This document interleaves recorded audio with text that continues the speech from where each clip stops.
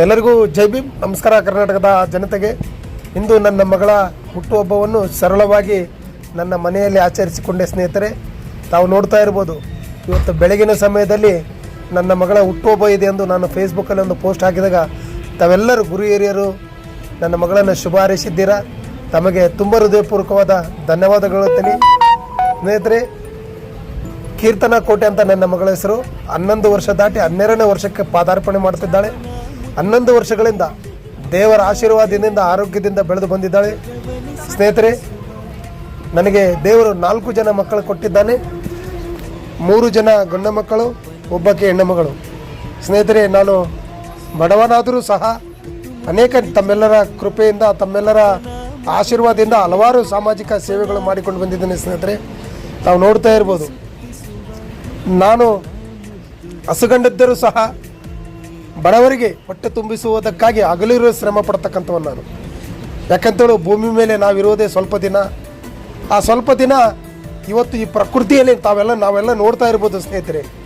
ಅನೇಕ ಪ್ರಕೃತಿಯಲ್ಲಿರ್ತಕ್ಕಂಥ ಅನೇಕ ವಸ್ತುಗಳು ಅವು ನಮಗಾಗಿ ಬಲಿಯಾಗಿ ನಮ್ಮ ಸೇವೆಗಳು ಮಾಡುತ್ತಿದ್ದಾವೆ.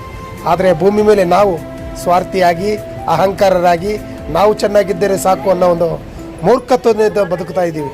ಅದು ಬದುಕಲ್ಲ ಸ್ನೇಹಿತರೆ. ನಮ್ಮ ಕೈಲಾದರೆ 4 ಜನರಿಗೆ ಸಾಮಾಜಿಕ ಸೇವೆ ಮಾಡಬೇಕು.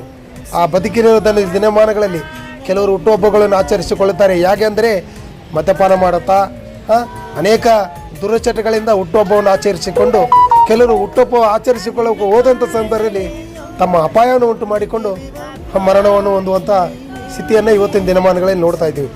ದಯವಿಟ್ಟು ಇವತ್ತು ನಾನು ಸರಳವಾಗಿ ನನ್ನ ಮಗಳ ಹುಟ್ಟುಹಬ್ಬವನ್ನು ಆಚರಿಸಿಕೊಂಡೀನಿ.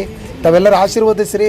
ತಮ್ಮೆಲ್ಲರ ಲೈಕ್ ಮೂಲಕ ತಮ್ಮೆಲ್ಲರ ಕಾಮೆಂಟ್ ಮೂಲಕ ಶುಭ ಹಾರೈಸಬೇಕೆಂದು ನಾನು ಮನವಿ ಮಾಡಿಕೊಳ್ತಾ ಇದ್ದೀನಿ. ಯಾಕಂತೇಳು ಸ್ನೇಹಿತರೆ, ಈ ಭೂಮಿಯಲ್ಲಿ ನಾವಿರೋದೇ ಸ್ವಲ್ಪ ದಿನ. ಯಾವಾಗ ನಾವು ಮರಣ ಹೊಂತೀವೋ ನಮಗೆ ಗೊತ್ತಿಲ್ಲ. ಆಕಸ್ಮಿಕವಾಗಿ ಜನ್ಮ ನೀಡ್ತೀವಿ, ಆಕಸ್ಮಿಕವಾಗಿ ಮರಣ ಹೊಂದುತ್ತೀವಿ. ನಮ್ಮ ಜೀವ ಇರೋವರೆಗೂ 4 ಜನರಿಗೆ ಒಳ್ಳೇದು ಮಾಡೋಣ. ಇದೇ ರೀತಿ ಪ್ರೀತಿ ವಾತ್ಸಲ್ಯದಿಂದ ನಾವು ನೋಡಿ ಸ್ನೇಹಿತರೆ, ನಾವೇನು ದೊಡ್ಡ ಐಶ್ವರ್ಯವಂತರ ಜೀವನ ಮಾಡ್ತಕ್ಕಂಥವ್ರಲ್ಲ. ನಾನು ಇರೋದೇ ಚಿಕ್ಕ ಗುಡಿಸಲಲ್ಲಿ.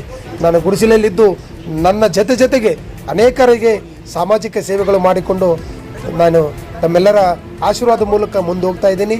ಹಾಗೆ ನನ್ನ ಮಗಳ ಮೇಲೆಯೂ ಸಹ ನಿಮ್ಮೆಲ್ಲರ ಆಶೀರ್ವಾದ ಇರಲಿ, ನಿಮ್ಮೆಲ್ಲರ ಕೃಪೆ ಇರಲಿ ಅಂತ ಹೇಳ್ತಾ ಈ ಒಂದು ಸಾಮಾಜಿಕ ಜಾಲತಾಣದಲ್ಲಿ ಎಲ್ಲ ನನ್ನ ಆತ್ಮೀಯ ಸ್ನೇಹಿತರಲ್ಲಿ ನನ್ನ ಪ್ರೀತಿಯನ್ನು ಹಂಚಿಕೊಳ್ತಾ ಇದ್ದೀನಿ. ನೋಡ್ಬೋದು ಸ್ನೇಹಿತರೆ, ಸರಳವಾಗಿ ಇದು ನನ್ನ ಕುಟುಂಬದ